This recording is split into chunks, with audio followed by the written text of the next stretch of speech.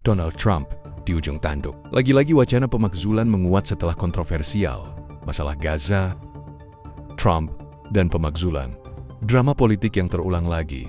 Presiden Amerika Serikat AS, Donald Trump kembali menjadi sorotan dunia setelah pernyataannya mengenai Gaza memicu gelombang kecaman global. Seorang anggota Partai Demokrat, Al Green, secara resmi mengajukan pasal pemakzulan terhadap Trump, menuduhnya mendukung pembersihan etnis terhadap warga Palestina. Pembersihan etnis di Gaza bukanlah lelucon, terutama jika itu berasal dari Presiden Amerika Serikat, orang paling berkuasa di dunia, ujar Al Green dalam pidatonya di hadapan Kongres. Ini bukan pertama kalinya Trump menghadapi pemakzulan. Sebelumnya, ia telah 2 kali dimakzulkan oleh DPR RI Serikat, meskipun selalu lolos dalam sidang Senat. Kali ini, tekanan internasional dan perpecahan dalam negeri RI Serikat bisa menjadi faktor penentu masa depan politiknya. Trump mengusulkan untuk memindahkan warga Palestina dari Gaza dan mengubah wilayah tersebut menjadi Riviera Timur Tengah yang dikendalikan oleh Amerika Serikat. Pernyataan ini langsung dikecam oleh berbagai pihak sebagai langkah kolonialisme modern dan bentuk pemaksaan eksodus terhadap rakyat Palestina. Dan Perdana Menteri Israel seharusnya malu mengetahui sejarah rakyatnya untuk berdiri di sana dan membiarkan hal-hal seperti itu dikatakan, tambah Green, mengacu pada peran Israel dalam konflik Gaza.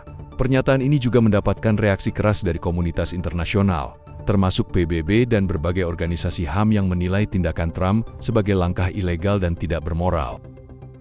Gedung Putih melalui Sekretaris Pers Caroline Leavitt mencoba meredakan situasi dengan menyebut ide Trump sebagai ide yang tidak biasa, tetapi tetap mempertahankan bahwa tujuannya adalah perdamaian abadi di Timur Tengah. Namun, pernyataan ini justru semakin memperkeruh suasana politik Amerika Serikat. Banyak politisi, baik dari Demokrat maupun Republik, menilai bahwa kebijakan Trump semakin berisiko bagi stabilitas negara. Dalam beberapa hal, lebih baik berdiri sendiri daripada tidak berdiri sama sekali. Dalam hal ini, saya berdiri sendiri, tetapi saya memperjuangkan keadilan, ujar Al Green. Pemakzulan adalah salah satu alat politik paling kuat yang dimiliki Kongres Amerika Serikat untuk menindak presiden yang dianggap melanggar hukum atau etika pemerintahan. Proses ini dimulai di Dewan Perwakilan Rakyat DPR, dan jika mayoritas anggota setuju, maka proses akan berlanjut ke Senat untuk sidang pemakzulan. Sebelumnya, Trump sudah 2 kali mengalami proses pemakzulan 2019.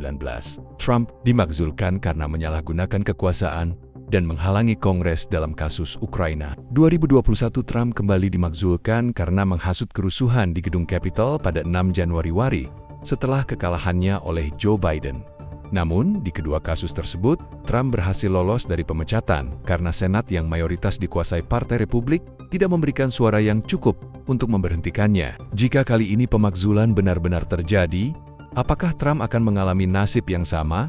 Atau kali ini benar-benar harus meninggalkan kursi kepresidenan?